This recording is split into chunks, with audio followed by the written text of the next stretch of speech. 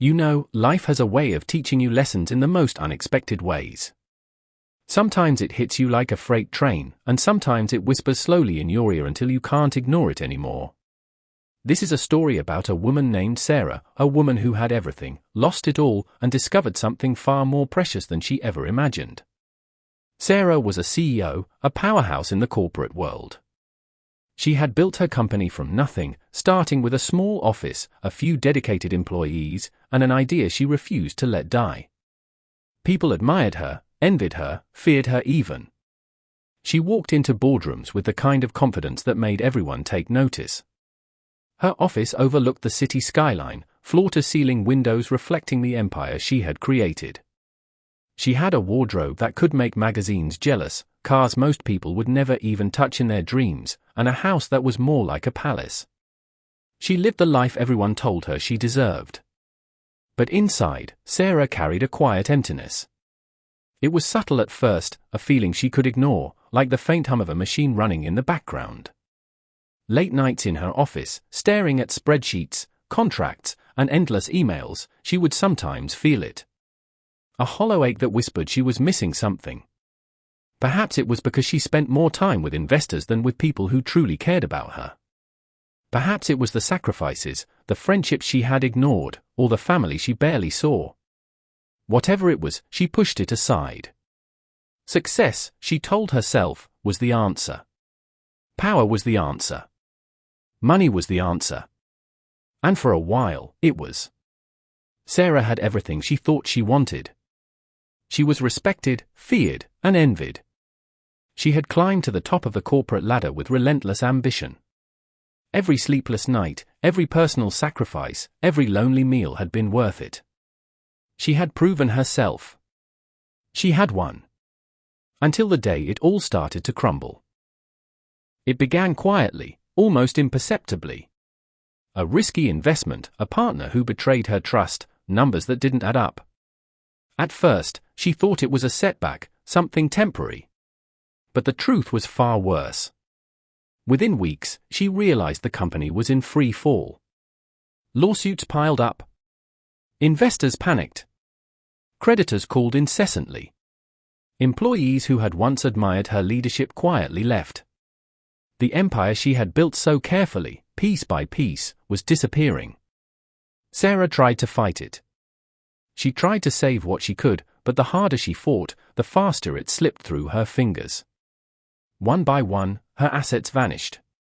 Her bank accounts emptied. Her office that once hummed with energy became eerily silent. Her assistants left. Even the friends she thought were loyal disappeared, leaving behind awkward silences and empty halls. She wasn't just losing money, she was losing her identity. Her pride. Her sense of purpose. One evening, sitting alone in her empty apartment, Sarah realized she had nowhere to go. No one to turn to. Everything she had worked for, everything she had believed defined her, was gone. The city outside her window continued to pulse with life, indifferent to her suffering. She felt invisible, insignificant. She had nothing left. Days turned into nights, and nights into long, lonely walks. She wandered the streets without direction, her mind spinning with fear, shame, and disbelief. The cafes where she had once entertained clients now seemed like distant worlds. The shops where she had spent without thought reminded her of what she had lost. She walked past parks she had ignored in her pursuit of success, noticing the laughter of children, the smell of flowers, and realizing she hadn't truly lived in years. Rain poured one afternoon, soaking her through as she walked. Cold wind bit at her skin, and she shivered on a deserted bench, feeling more alone than ever before. Pride, the thing that had once fueled her climb, was now a heavy burden, choking her. Shame gnawed at her chest. Fear twisted in her stomach. She had nothing. No friends, no family, no company, no money. Just herself, stripped bare, facing a world that didn't pause for her loss. And then, she met him. Mike.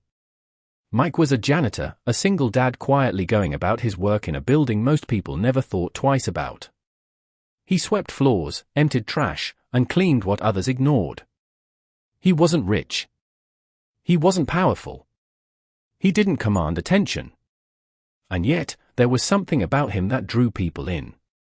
Something warm, steady, human. Something that made you feel seen even if no one else noticed. Sarah didn't expect him to notice her. She expected pity.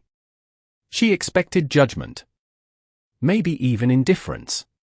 But one rainy morning, she sat on a bench outside the building, soaked to the bone, when Mike approached her with a small thermos in his hands. "Here," he said simply. "Thought you might need this." She looked at him, startled. I don't even know you." He smiled gently. "Doesn't matter. Just take it." She took it. That simple gesture, a cup of coffee offered without expectation, felt like a lifeline. For the first time in weeks, maybe months, Sarah felt something she hadn't felt in a long time: kindness. Real kindness, without strings attached. Over the next few weeks, she saw Mike often. He would smile, offer a few words, share a small joke, or give advice. He never judged her for her failure, for her empty bank accounts, for her broken pride. And slowly, Sarah began to notice something she had forgotten: human connection. Compassion. Love in its simplest form. One afternoon, sitting together in the building lobby, Sarah confided in him. She told him everything: the collapse of the company, the betrayal, the sleepless nights, the friends who disappeared. And he listened. Not with pity. Not with judgment. Just with understanding. And in that listening, Sarah felt hope flicker inside her for the first time. Hope. Something she had thought lost forever. It wasn't easy. Transformation never is. Sarah still struggled with shame, with the habit of pride, with doubts that whispered she wasn't worthy of happiness. But every time she saw Mike, every time he smiled at her or shared a simple moment of human kindness, that flicker of hope grew brighter. She began to rebuild, not her company, not her wealth, but her life.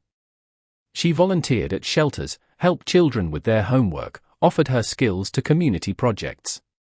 She found joy in simplicity: laughter shared with friends, a warm meal, a heartfelt conversation.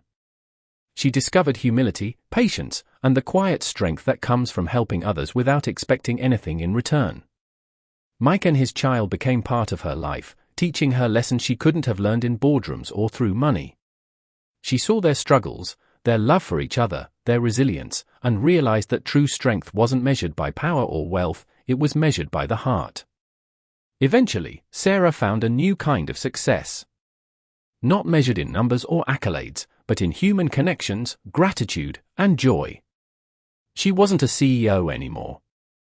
She wasn't rich, but she was fulfilled. She wasn't in control of a corporation, but she was in control of her own happiness.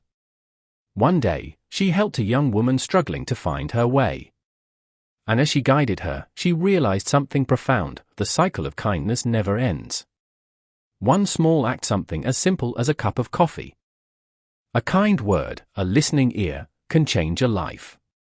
And those lives ripple outward, touching more people than we could ever imagine. Sarah never forgot Mike, the janitor who had changed her life with his quiet humanity. He taught her that true wealth is not measured in money, but in love, compassion, and human connection. And that lesson stayed with her forever. So, the next time you see someone struggling, remember this story. One small act of kindness, something you might think is insignificant, can alter the course of a life.